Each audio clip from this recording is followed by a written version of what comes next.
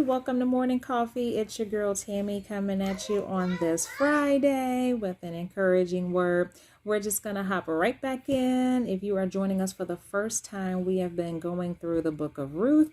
We have gotten almost through all of chapter 2, and we're just going to pick right up where we left off. Now, on Wednesday, we had talked about how Ruth had gone to glean in the field. She realized that she was in Boaz's field, which was her kinsman redeemer. And so we're just picking up right there where we left off. Chapter 2, verse 21 says, Then Ruth the Moabite said, He even said to me, Stay with my workers until they finish harvesting all my grain. Naomi said to Ruth, her daughter-in-law, It will be good for you, my daughter, to go with the women who work for him, because in someone else's field you may be harmed. So Ruth stayed close to the women of Boaz to glean until the barley and the wheat harvest were finished, and she lived with her mother-in-law. Now we're going into chapter 3. One day, Ruth's mother-in-law Naomi said to her, My daughter, I must find a home for you where you will be well provided for. Now Boaz, with whose women you have worked, is a relative of ours. Tonight he will be winnowing barley at the threshing floor. Wash, put on perfume, and get dressed in your best clothes. Then go down to the threshing floor, but don't let him know you are there until he has finished eating and drinking. When he lies down, note the place where he is lying. Then go and uncover his feet and lie down. He will tell you what to do. So I just want to stop right here for a second and just kind of explain some of these verses here. So she's working in the field. Boaz has already told her, hey, you can glean in my field. I've already told the men not to touch you. They're even going to pull some wheat and leave it purposely for you to pick up so you can stay in my field. You can get water when you're thirsty. You're provided. Just stay here. And Naomi's like, yes, you should stay there. You have protection there. You have covering there. No one's going to harm you there. It is good for you to work with the women that work for him. So she's working with him. Now, this is over a period of time here. I'm not sure the exact period of time, but there's a period of time that goes by. And Naomi says, okay, I've got to find you a home. I've got to find someone to take care of you, someone where you can be provided for. So she lets her know, hey, again, Boaz is the kinsman redeemer. And as their culture then, this was a part of their culture. So she's telling him, you go, you lay at his feet, uncover his feet and lay at his feet, and he'll tell you what to do. And in that culture and in that time, when someone lifted the cover or lifted the corner, it meant that you wanted a covering or you wanted a protection. So basically this was Ruth coming to Boaz saying, when she pulled back the cover, she was basically saying, I want you to be my covering. I want you to be my protection. And the Naomi is saying, okay, you do that, and then he's going to tell you what to do next. So let's keep reading here. Verse 5 says, I will do whatever you said, Ruth answered. So she went down to the threshing floor. She did everything her mother-in-law told her to do. When Boaz had finished eating and drinking, he was in good spirits. He went over to lay down at the far end of the grain pile. Ruth approached quietly, uncovered his feet, and laid down. In the middle of the night, something startled the man. He turned, and there was a woman lying at his feet. Who are you? He asked. I am your servant Ruth, she said. Spread the corner of your garment over me, since you are our guardian redeemer of our family. So again, she's uncovered her feet and she's asking for his coverage. She's asking to be redeemed. It says, the Lord bless you. Now this is Boaz talking. The Lord bless you, my daughter, he replied. This kindness is greater than that which you showed earlier. You have not run after the younger men, whether rich or poor. And now, my daughter, don't be afraid. I will do for you all that you ask.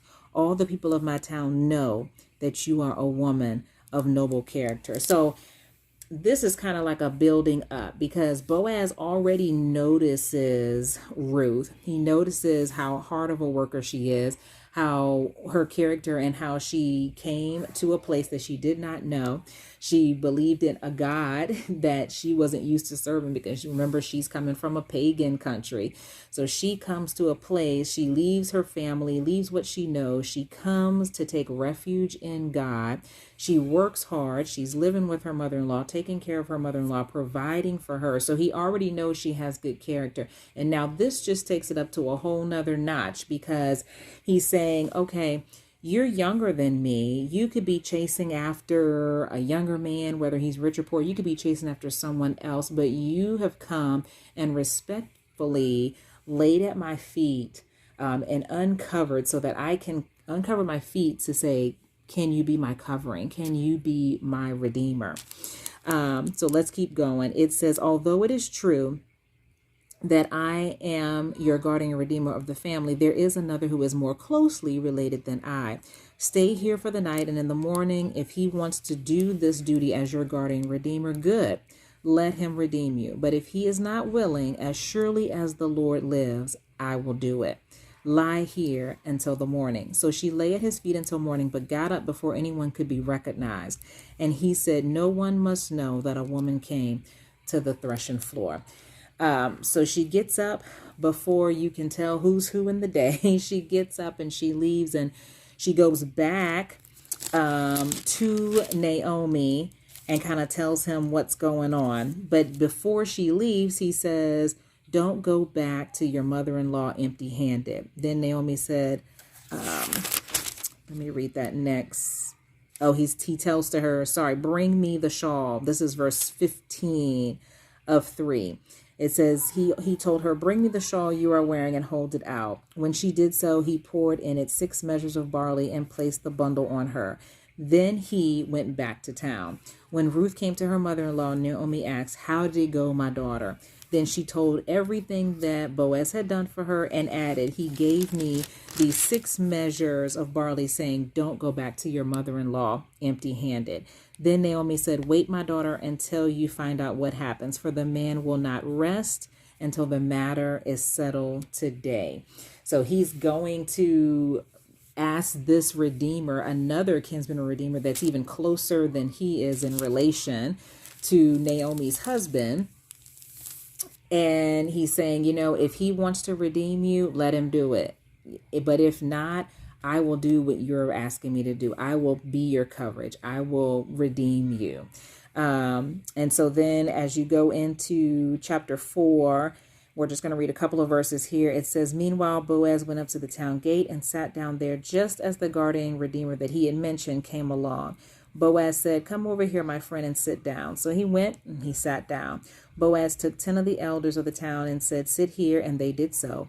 Then he said to the guardian redeemer, Naomi, who has come back from Moab, is selling the piece of land that belonged to our relative Elimelech. I thought I should bring the matter to your attention and suggest that you buy it in the presence of these seated here and in the presence of the elders of my people. If you redeem it, do so. But if you will not, tell me so that I will know. For no one has the right to do it except you, and I am next in line. I will redeem it, he said. Then Boaz said, on the day that you buy the land from Naomi, you will also acquire Ruth, the Moabite, the dead man's widow, in order to maintain the name of the dead with his property. At this, the guardian redeemer said, then I cannot redeem it, because I might endanger my own estate. You redeem it for yourself. I cannot do it. So here you have this one redeemer that's saying, no, because I don't want to lose what I got. If I take hers on, I'm gonna mess up my own estate. So I'm not gonna do that. I'm not gonna redeem her. But Boaz is willing to say, okay, if you don't want to do it, I'm gonna be her redeemer. I'm gonna be her covering. So I'm gonna leave. We're gonna stop right there for today.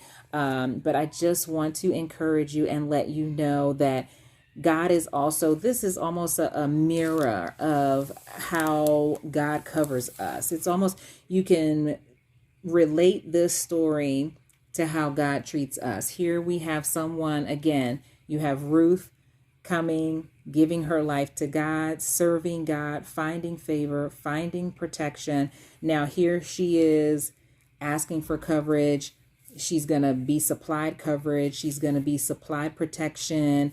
Now, Boaz is a man of good standing. So here you have someone who's coming from a little of nothing, and she's about to go from a little of nothing to this prominent person in the city. And God can do the same thing for us. He can take us from those places where maybe we are down and out, or maybe we are bound in some kind of way, and we come to him, and God becomes our redeemer, and he redeems us. He covers us. He gives us that protection. He gives us that assurance that we'll be okay and that he's going to care for us.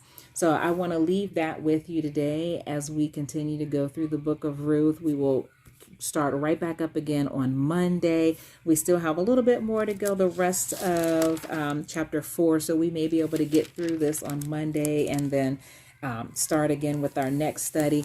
Please put some comments below if there's a certain book or something that you want to study, any kind of topics, just put them in the comments below. I have received some comments already, and I'm working on putting those together so that we can continue to just delve into the word in 2023 and increase our faith in God. So be blessed this weekend. Do something relaxing. Go to church on Sunday, fellowship with other believers, and I'll see you again on Monday.